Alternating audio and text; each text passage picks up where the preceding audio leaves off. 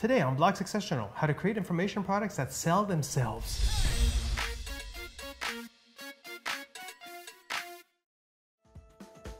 Now, products like ebooks, video programs, e-courses, whatever, can be very lucrative for a lot of reasons that we'll go into. The trick is to build, though, quality products with an effective sales message. So again, you don't want to package junk and you don't want to have a crappy sales message.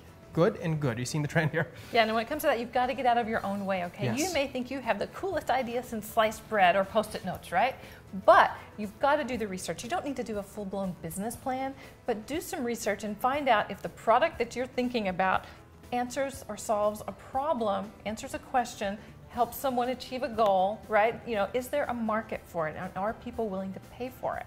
Is there a market that's not oversaturated yet? Yes. Yeah, so do your research. Yeah, that's huge. Post-it notes, I like that so much better than sliced bread. I've just never been a fan of sliced bread, I'll be honest with you. Post-it notes, love them. All right, power of online products. Why are online products good? Some simple advantages. They can be downloaded and used instantly. So your potential buyers browsing the web, they see your sales page or your sales letter, whatever, they see it looks interesting, you made the sale. You know, they're interested, they want to buy the thing, they click here and they download it. You know, they click buy, download. Instant access. Instant gratification. Everybody loves that. Now, no waiting around, you're happy to get the product. No waiting around to get your money. No shipping costs. No costly inventory. No all these are really great. inventory, thank you. Yeah, all these are really important.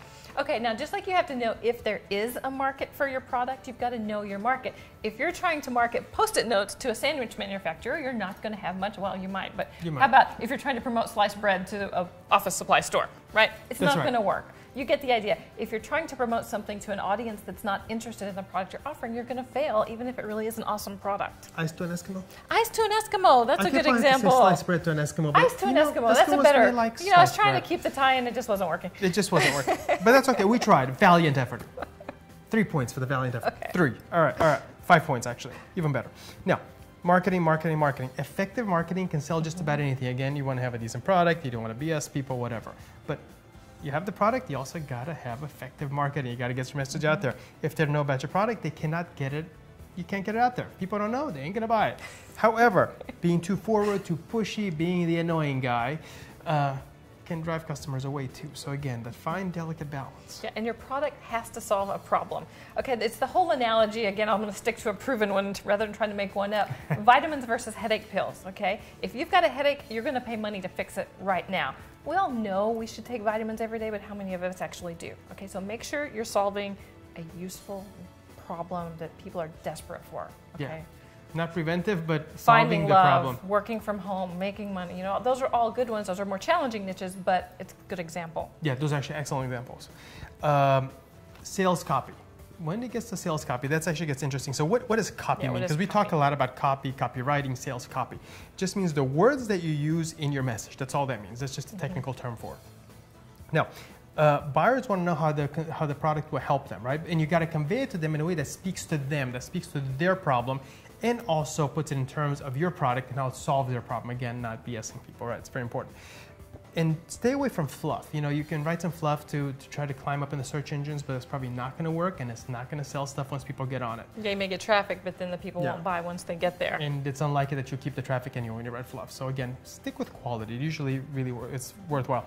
And make sure it's, like I said, make sure it speaks to the buyer and to the product. Very important. Yeah, and it's really important. You've got to identify with their problem. You've got to relate to them. And then once you relate to them, you've got to promise them a solution to their problem.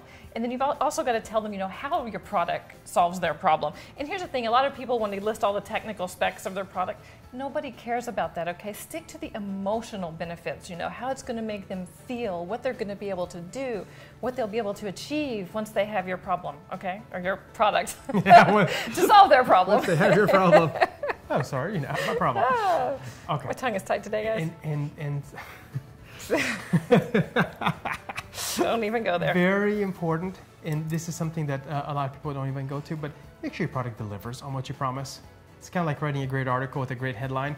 The headline is the promise that the article needs to fulfill. Yeah, you want an awesome headline, but if it falls flat. So sell the heck out of it, promote it, speak to them, great.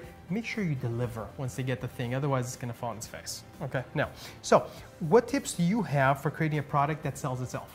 Yeah, or for just selling a product, whatever. What tips do you have?